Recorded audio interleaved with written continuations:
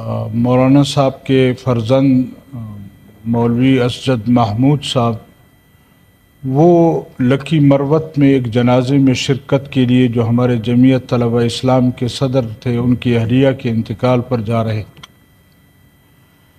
راستے میں تھانہ یارک کے علاقے میں کوئی 60 50 70 کے قریب دہشت گرد نکلے، ان کے گاڑی کو روکا، ان کو روکا، پھر کہا کہ گاڑی سے اترو۔ بہت کچھ کہنے کے بعد بھی وہ لوگ نہیں مان رہے تھے۔ پھر جو ان کے ساتھ 2-4 گارڈ تھے انہوں نے بھی بندوقیں تانی، دہشت گردوں نے بھی بندوقیں تھان دی، اور خیر بہر کے پھر انہوں نے اپنے امیر کو ملایا اور اس کو کہا کہ انہوں نے کہا کہ ہمیں اپنے امیر کا حکم ہے، تو بھتیجے ہمارے نے بھی ان سے کہا کہ مجھے بھی امیر کا حکم ہے، اور پھر کسی طرح ان کے امیر سے بات کرائی گئی، ان کو جانے دیا گیا۔ لیکن آج مجھے جو معلومات ہوئی ہیں وہ یہ ہیں کہ وہ لوگ کہہ رہے ہیں کہ ہم سے غلطی ہوئی ہے، ہم نے ان کو کیوں چھوڑا ہے۔ تو حضرت بات پہنچ گئی ہے ہمارے گھرانے تک اور ہمارے بھتیجے تک اور اپنے اس تک، اور اس کے باوجود اگر ہم دیکھیں جی تو وہ ہمارے گاؤں کے نکلنے کے راستے پر بھی فوج بیٹھی ہے، داخل ہونے کے راستے پر بھی فوج بیٹھی ہے، سڑک سے اتریں تو فوج ہے، سڑک پہ چڑھیں تو فوج ہے۔ تو اس تمام تر اس کے باوجود 60-70 بندہ نکلتا ہے اور وہ روڈ پہ ایک شخص کو روکتے ہیں، پھر اس کو کہتے ہیں گاڑی سے اترو، پھر وہ بندوقیں تان لیتے ہیں۔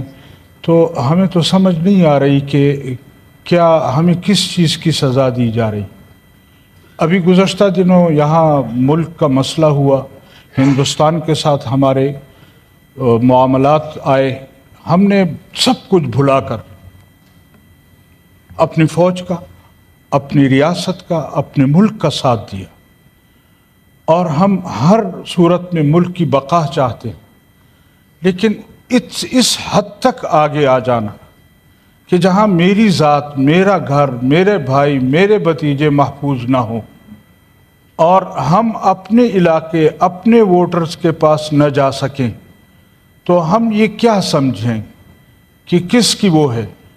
اس پر ہم نے وہاں کور کمانڈر صاحب جو ہے ان سے بھی بات کی ہے، ان کو بھی یہ باتیں بتائی ہیں، وہ بھی کہتے ہیں جی ہم پتہ کرتے ہیں یہ کیوں ہوا ہے، کیسے ہوا ہے۔ لیکن میں یہ سمجھتا ہوں کہ صرف اس حد تک باتیں کرنے سے یہ معاملات حل نہیں ہوں گے۔ اگر ہم نے مشکل وقت میں اپنا فوج کا ساتھ دیا ہے، ریاست کا ساتھ دیا ہے، تو ریاست پر ہمارا بھی کچھ حق بنتا ہے۔ ہمیں بھی اپنی سیکورٹی چاہیے، ہمیں بھی اپنے قوم کے اور بچوں کی سیکورٹی چاہیے۔ اگر ہم یہاں ہوتے ہوئے بھی ان تمام چیزوں کو بلا کر کے فوج نے ہمارے ساتھ الیکشن میں کیا کیا، کیا نہیں کیا، کس طرح ہمارے ساتھ رویہ رکھا گیا، پھر الیکشن کے بعد کا کیا رویہ تھا، ہمیں بھی پتہ ہے کہ یہاں کی حکومتیں کیسی بنتی ہیں، کیسی بگڑتی ہیں، کس طرح حالات خراب کیے جاتے ہیں، کس طرح حالات بنائے جاتے ہیں۔ اور وہ جو ایک وقت میں ہمارے کچھ نوجوانوں نے ایک نعرہ بھی لگایا تھا کہ یہ جو دہشت گردی ہے اس کے پیچھے وردی ہے، تو کیا ہم کیا سمجھیں، ہم کدھر جائیں کہ جو ریاست کے ساتھ کھڑے، جو ملک کے ساتھ کھڑے، جنہوں نے ہمیشہ ملک کی بات کی ہے، ریاست کی بات کی ہے، یہاں کے تحفظ کی بات کی، تو کیا ہمیں اس بات کی سزا دی جا رہی ہے؟ ہم تو اس ملک پر اپنی جان نہیں، اپنی اولاد کو بھی قربان کرنے کے لیے تیار ہیں، لیکن کیا اس کی سزا ہمیں دی جائے گی؟ ہمیں اس ملک میں بے عزت کیا جائے گا، ہمیں مجبور کیا جائے گا کہ ہم ایک دفعہ پھر ان دہشت گردوں کے خلاف جس کے پیچھے وردی ہے اس کے خلاف ہم بھی بندوق اٹھائیں؟ ہمیں بھی اس راستے پر ڈالنے کی کوشش کی جا رہی ہے۔ یہ مولانا صاحب، میں ایڈوائز کرتا ہوں کہ گورنمنٹ کا کوئی منسٹر آئے، جی he should be present in the house. G It is the collective responsibility of the cabinet. جی اگر انٹیریئر منسٹر مصروف ہیں یا جو منسٹر آف اسٹیٹ ہیں یا any other minister should come and clarify this position. جی تو اس لیے اگر آپ ادھر بات کریں گے. دیر از نو بڈی ٹو ٹیک دا نوٹ. ہمارے پاس تو اور کوئی جگہ نہیں ہے، لیکن اگر ملکوں میں منسٹر حضرات آ جاتے ہیں پھر آپ موقع دیتے ہیں، میں اس پر اس وقت بھی بات کرنے کو تیار ہوں. some minister should be here so that he can answer. Senator مولانا عطاء الرحمان صاحب. شکریہ جناب.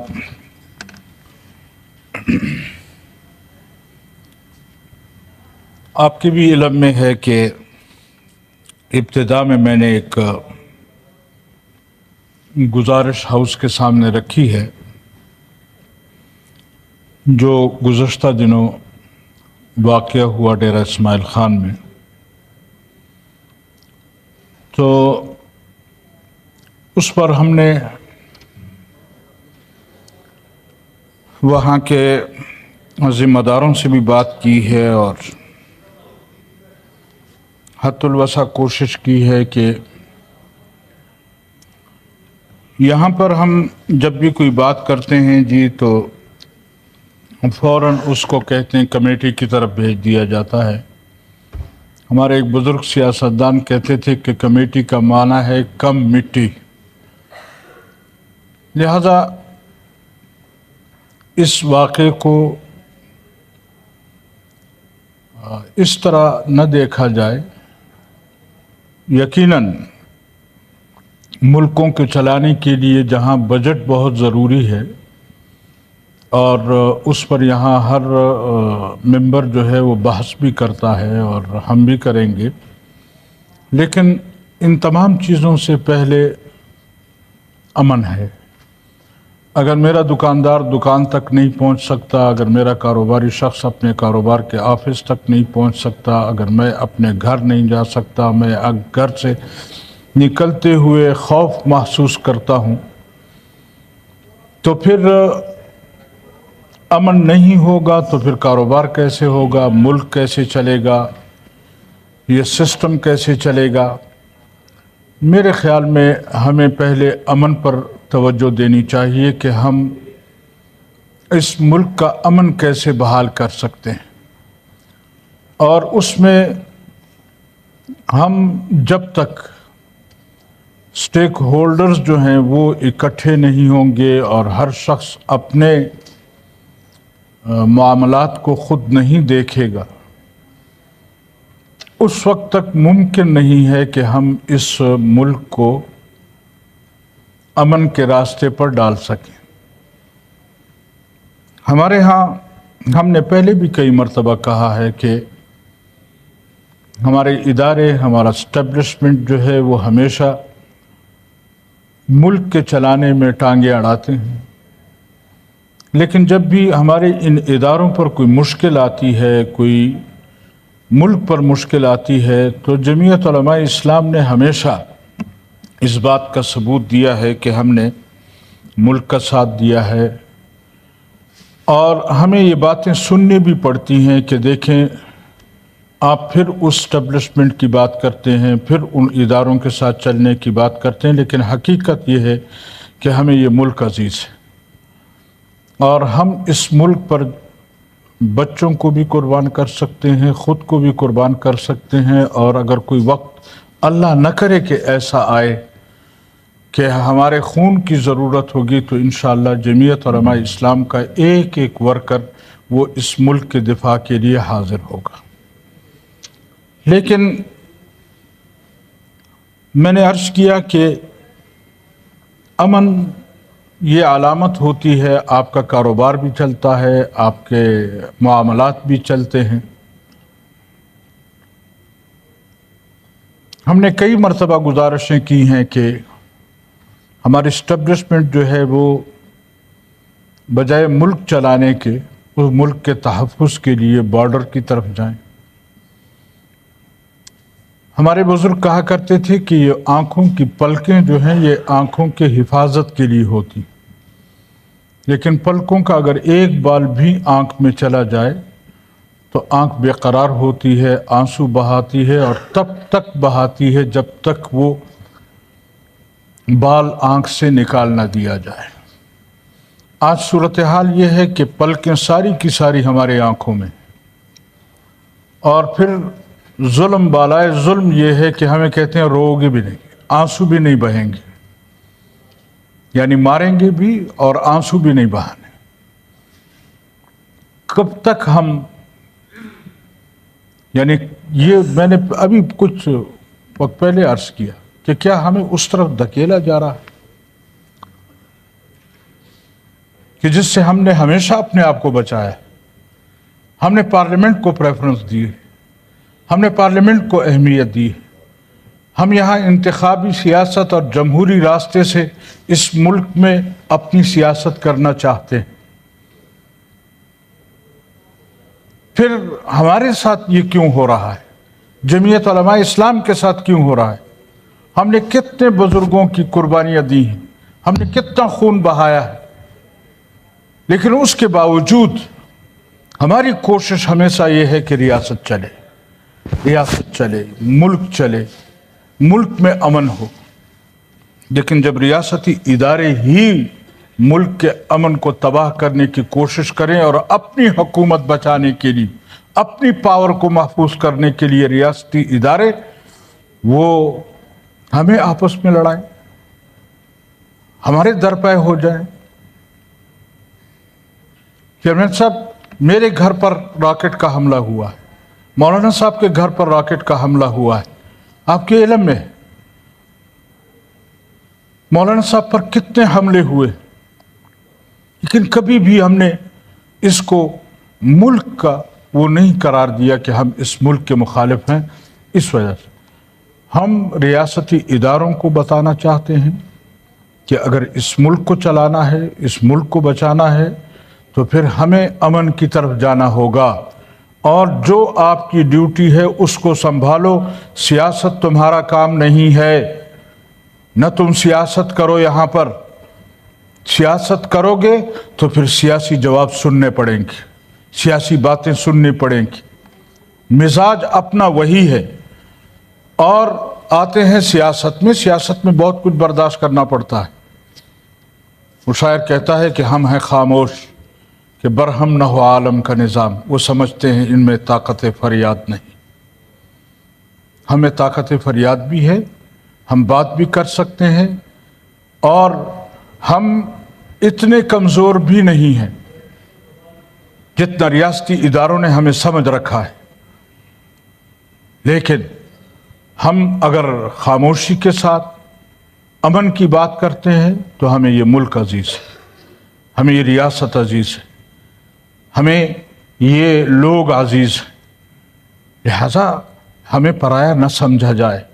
हम इस मुल्क के बासी हैं, हम इस मुल्क के रहने वाले हैं, हम इस मुल्क का तहफ़्फ़ुज़ चाहते हैं बैनुल अक़वामी क़ुव्वतों के इशारों पर। और आपके इल्म में है, मैं क्या आपको बतलाऊं, इस वक्त जो पूरी दुनिया का एक सिनारो तब्दील हो रहा है और उसमें जो इस खित्ते की अहमियत है, कम से कम उस तरफ हमें तवज्जो देनी चाहिए कि इस वक्त ईरान की जो हालत, इस वक्त इंडिया की जो हालत, इस वक्त अफगानिस्तान की जो हालत, इस वक्त चाइना की जो हालत, जो हमारे चारों तरफ है, उसमें हम लाताल्लुक नहीं रह सकते।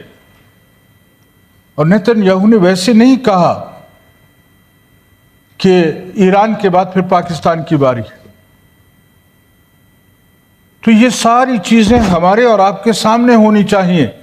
हमें उस पर सोचना चाहिए कि हम किस तरह इस मुल्क को महफूज कर सकते हैं। अगर हम आपस में दस बगरेबां होंगे तो फिर दुश्मन उस चीज का फायदा उठाएगा। और हमने हमेशा इस मुल्क के लिए, इस कौम के लिए, इस रियासत के लिए हमेशा आपको सुना है, लेकिन हमारी क्यों कोई नहीं सुनता? कब तक उलमा को शहीद किया जाएगा? कब तक इस मुल्क के उस तबके को शहीद किया जाएगा जो मुल्क का तहफ़्फ़ुज़ चाहती है? बैनुल अक़वामी क़ुव्वतें तो चाहेंगी कि इस मुल्क को कमज़ोर किया जाए, लेकिन हम ये नहीं चाहते कि ये मुल्क को कमज़ोर किया जाए। हम नहीं चाहते कि इस मुल्क को फिर मज़ीद टुकड़े किया जाए। लेकिन अगर ये सूरत हाल रहती है तो फिर मैं 10 बस्ता अर्ज करूंगा कि हम इस मुल्क को फिर तोड़ने की तरफ जा रहे हैं। इस वक्त जो बलूचिस्तान की सूरत हाल है, इस वक्त जो KPK की सूरत हाल है, आप लाख कहें कि वहां अमन है, वहां कोई ऐसी बात नहीं है, वहां रियासत के खिलाफ कोई तस्वुर नहीं है, लेकिन हम आपसे कहते हैं कि इस रवैये की वजह से ये मुल्क एक मरतबा फिर तकसीम होने जा रहा है। क्यों हम होश के नाखून नहीं लेते? क्यों हम सियासी लोगों के कामों में मुदाखलत करते हैं? क्यों मुल्क के चलाने में मुदाखलत करते हैं? जो काम आपका है भले करें उसको, हमने आपके लिए कभी कोई रुकावट नहीं डाली, लेकिन जो काम सियासतदानों का है आए रोज उसमें रुकावटें डाली जाती है। यानी आप पाकिस्तान की तारीख उठाकर देखें, यहां कितने मार्शल लॉ लगे, मार्शल लॉ का दौरानिया कितना रहा, और अगर कोई इन मुंतखब हुकूमत भी आई है उस पर भी प्रेशर इन इदारों का रहता है। इन इदारों के बगैर हमारी हुकूमतें चलती नहीं हैं। लेकिन उसके बावजूद अगर हम इस मुल्क की बात करते हैं, हम अमन की बात करते हैं, तो फिर हमारे उलमा को शहीद किया जाता है, हमारे जिम्मेदारों को शहीद किया जाता है, हमारे लोगों को शहीद किया जाता है, फिर मदारिस को दहशतगर्दी के लिस्टों में डालने की कोशिश की जाती है, फिर उलमा तबके को दाढ़ी और पगड़ी वालों को दहशतगर्द कहा जाता है। तो मैं दस्तबस्ता गुजारिश करूंगा कि अगर हमने इस मुल्क को चलाना है, अगर हमने इस मुल्क के मुस्तकबिल को महफूज करना है, हमने यहाँ के नौजवानों को महफूज करना है, फिर तमाम स्टेक होल्डर्स को मैं अपने सियासी कायदीन से भी गुजारिश करूंगा कि अज़राह खुदा इन लोगों के इशारों पर चलोगे तो ये मुल्क नहीं बचेगा। लिहाजा आइए मिलकर बैठते हैं और इस मुल्क के मुस्तकबिल की सोचते हैं, इस मुल्क को महफूज करते हैं। हमने पहले भी कुर्बानियां दी हैं, हम मजीद भी कुर्बानी देने के लिए तैयार हैं, लेकिन मुल्क का सौदा करने के लिए कभी तैयार नहीं होंगे कि एस्टेब्लिशमेंट हमारे मुल्क का सौदा करे, हम बिन अक़वामी क़ुव्वतों के इशारों पर इस मुल्क को चलाएं। आज अमेरिका वो कहता है कि मैं जाकर सुलह कराऊंगा। किस चीज की सुलह? ईरान कुछ भी हो, लेकिन वो एक ममलिकत है, वो इस खित्ते का एक पुरअमन मुल्क था। अगर उस पर इस तरह इसराइल चढ़ दौड़ेगा तो फिर ये तसव्वुर करना कि मजहबी लोग, मजहबी जमातें वो इस हाल में खामोश रहेंगी, ऐसा नहीं होगा। लिहाजा इन तमाम चीज़ों की सूरत हाल को देखना चाहिए और जिसका जो काम है वो करना चाहिए। बजट भी आएगा, बजट पर बहस भी होगी, हम उसके आदाद व शुमार पर भी बात करेंगे, लेकिन उससे पहले अमन है। अगर हमारे मुल्क और इसमें अमन होगा तो हमारे और उसके लिए पहल जो है हमारे एस्टेब्लिशमेंट को करनी चाहिए, हमारे इदारों को करनी चाहिए। जो अगर वो अपने आप को महदूद करेंगे तो फिर मुझे यकीन है कि हम मुल्क के मुस्तकबिल को महफूज करने में कामयाब होंगे। बड़ी मेहरबानी, बहुत शुक्रिया जी। बहुत शुक्रिया मौलाना, आपने बड़े इख्तिसार के साथ कोशिश की है बात